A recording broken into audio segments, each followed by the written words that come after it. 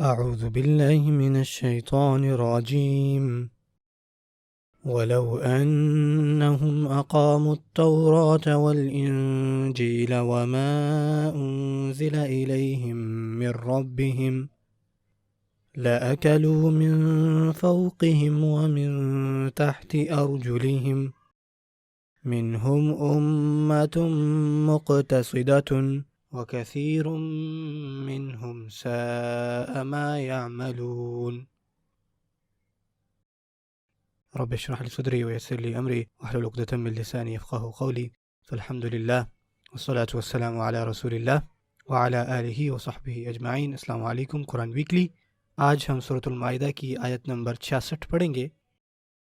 اللہ تعالیٰ فرماتے ہیں وَلَوْ أَنَّهُمْ أَقَامُوا التَّوْرَاةَ وَالْإِنْجِيلَ، اگر ایسا ہوتا کہ ان لوگوں نے تورات اور انجیل کو قائم کیا ہوتا، یعنی یہاں اللہ تعالیٰ یہود و نصارہ کی بات کر رہے ہیں کہ جب ان پر تورات اور انجیل نازل کی گئی، اگر انہوں نے اس پر عمل کیا ہوتا، وَمَا أُنزِلَ إِلَيْهِم مِّن رَّبِّهِمْ، اور جو بھی ان کی طرف اللہ تعالیٰ کی طرف سے نازل کیا گیا تھا، لَأَكَلُوا مِن فَوْقِهِمْ وَمِن تَحْتِ أَرْجُلِهِمْ، تو وہ کھاتے اپنے اوپر سے اور اپنے نیچے سے۔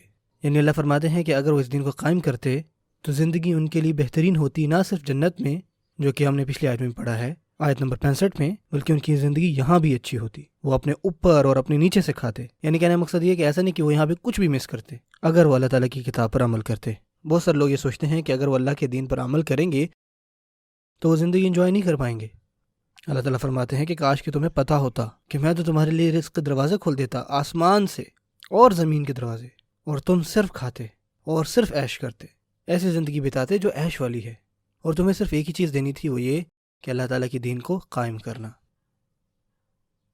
منہم امۃ مقتصدہ وکثیر منہم ساء ما یعملون، اور ان میں سے کچھ یعنی لوگوں میں سے کچھ ایسے ہیں جو کہ درمیان میں ہیں، جو کہ ٹھیک ہیں، وہ کوئی بہت زیادہ صالح نہیں۔ مقتصد کا مطلب یہ ہوتا ہے کہ وہ ٹھیک ہے، درمیان میں ہے، درمیانی پوزیشن ہے، نہ وہ بہت زیادہ متقی ہیں اور نہ ہی وہ بہت زیادہ گنہگار ہیں، وہ درمیانی لوگ ہیں۔ اور اللہ یہاں فرما رہے ہیں کہ اگر آپ اس لائن میں ہی صرف اگر آ جائیں تو پھر بھی اللہ تعالیٰ عطا کریں گے آپ کو۔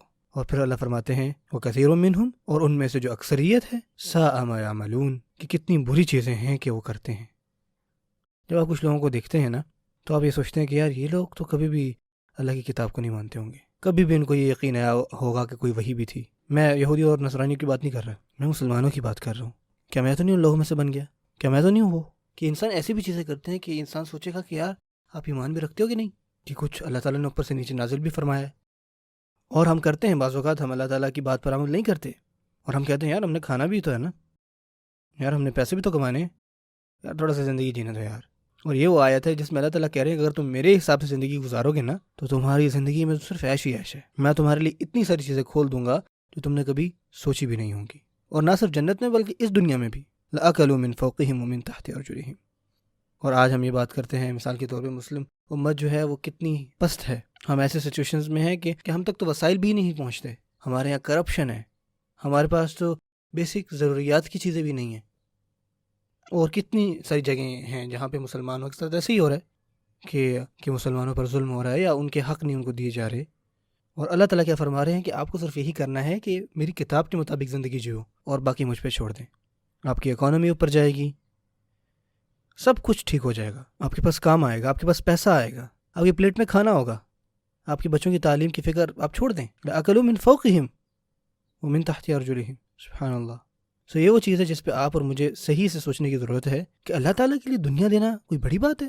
اللہ تعالیٰ کی دنیا تو کچھ بھی نہیں۔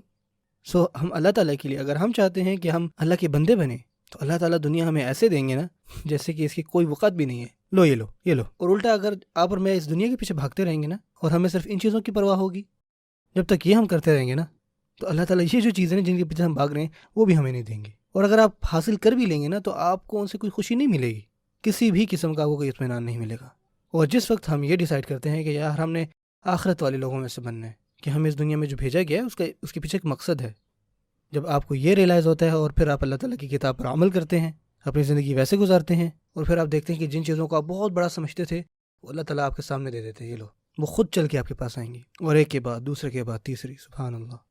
اللہ تعالیٰ ہم سب کے رزق میں اضافہ فرمائے اور ایسا رزق ہمیں عطا فرمائے جو ہمیں اس سے مزید قریب کر دے اور ہمیں جنتیوں میں سے بنائے۔ بارک اللہ لی ولکم، والسلام علیکم ورحمۃ اللہ وبرکاتہ۔